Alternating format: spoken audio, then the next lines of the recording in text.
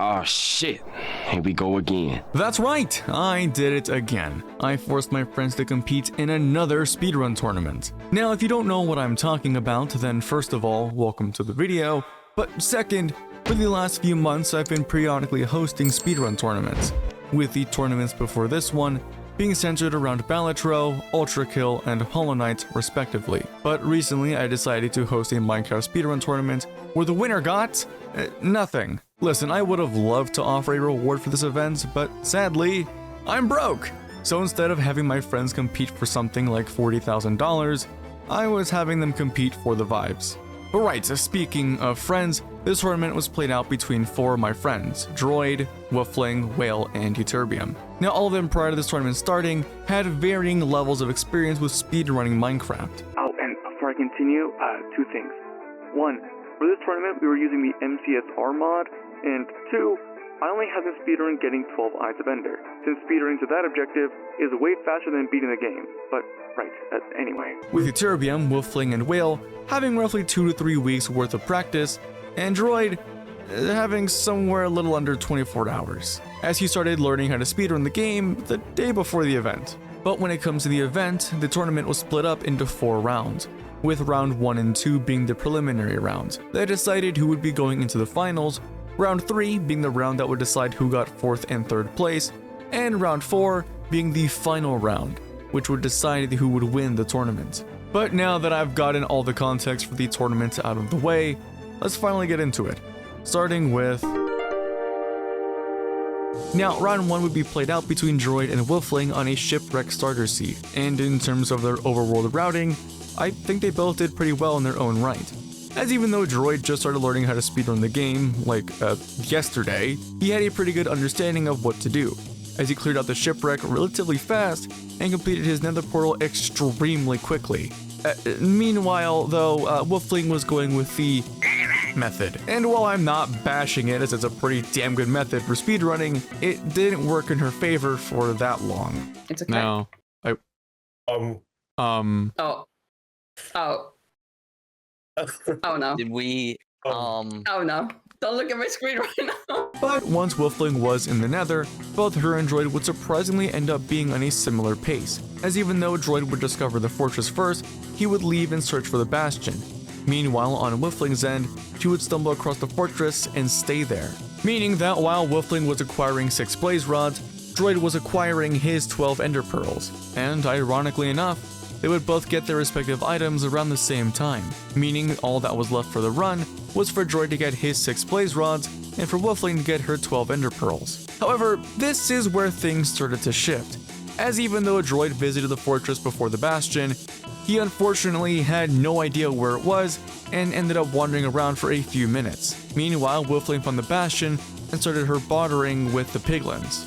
Or should I say, piglin? Come back, pig. I'm luring you in. You gotta do it by entity spawner, right?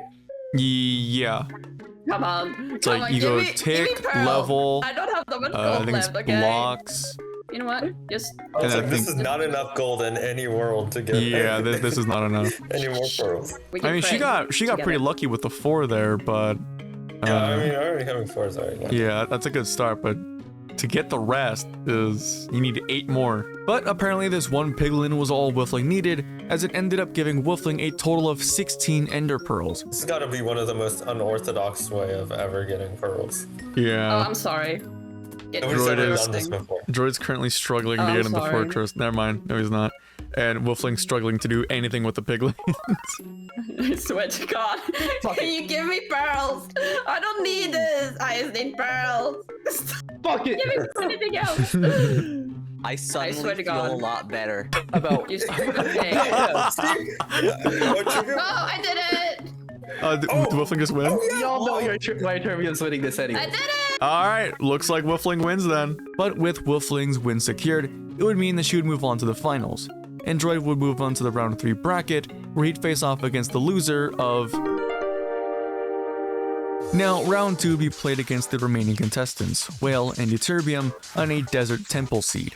And even though both of them had roughly 2 or 3 weeks worth of practice for this event, there was clearly a huge difference between the both of them, although I'm not referring to their experience. Well, your stream is not loading. Holy shit. Yeah, Or you're. now it is. That is Holy, such- yo, it's spider legs. Yeah.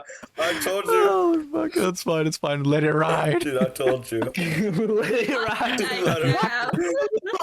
However, despite a few fumbles here and there, and Ubium taking a bit to find gravel, both Wail and Ubium would enter the Nether around the same time. And even though Wail would die a handful of times trying to barter with the piglins, both of them would end up leaving the bastion with more than enough pearls, meaning all that was left to do was to find the fortress and get their blaze rods to close out the run.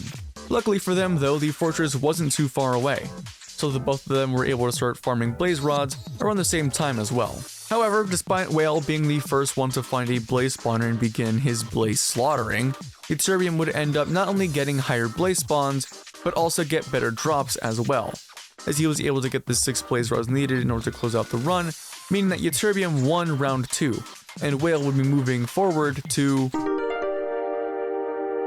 Now, in case you've already forgotten, round 3 is what would decide who comes in last, as the winner and loser of this round would be each respectively placed in 3rd and 4th place. But round 3 would be played out between both Droid and Wail, where, once again, they'd be playing on a shipwreck seed.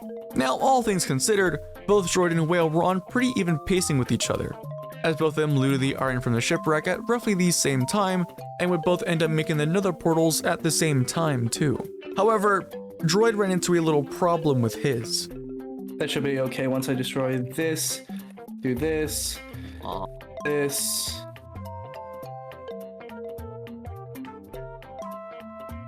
Fuck, there's one right there. Don't panic. You can salvage this. Dog. Damn. You can salvage this. You can salvage We it. can You can salvage salve it. this. It is. You can salve it. Yeah. Oh my god, Fighting. Droid is doing what I did. Mine some obsidian with the iron Yup. pickaxe. You see, Droid unfortunately messed up his block placements while building the portal, causing him to stumble around for a bit in order to fix the issue. Meanwhile, on the other side, Wail had completed his portal and was walking around in the nether looking for the bastion. Surprisingly though, despite Wail being ahead at this point, both Droid and Wail would find and enter the bastion at roughly the same time, meaning that both of them were relatively close to ending out their run, with the only roadblock being the Piglin RNG. And, well, Wail would end up taking the lead in the most surprising way possible. You see, for the tournament, I had them enable beginner mode in the settings, which basically enables keep inventory and respawns them at the last checkpoint they achieved. Now, the way the checkpoints work is really simple. You see, for the sake of this run, there are only 3 checkpoints, with the first being your spawn, second being the spot where you entered the bastion, and third being the spot where you entered the fortress. Meaning that in Wail's case, since he entered the bastion, he should respawn in the bastion if he ever dies. And, well, that's not exactly what happened. I would be annoyed if I had gone into this and had to do top down. No. I use some blocks.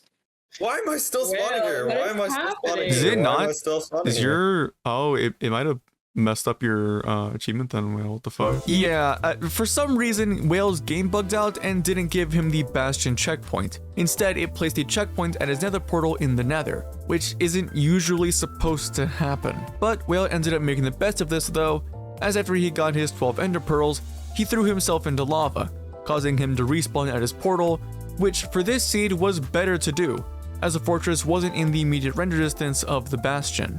And so, after a literal minute after respawning back at the portal, Wail managed to find and enter the fortress. Unfortunately though, Droid would never end up finding the fortress, as even though he was using the pie chart method in order to find it, he never would. So Wail would end up collecting 6 blaze rods, crafting his 12 Eyes of Ender, and finishing round 3 as the winner.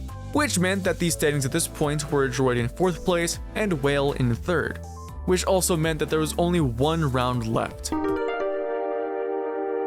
And just like that, the final round of the tournament began.